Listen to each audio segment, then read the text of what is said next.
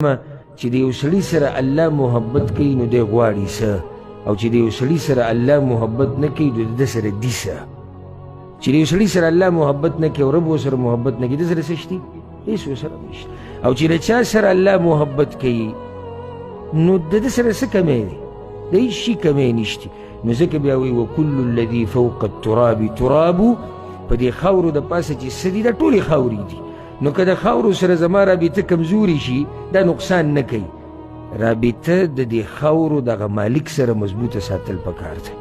یا زما سره دا غم د پلانې د خاورې نه پیدا دی، د دې خاورو له ځي.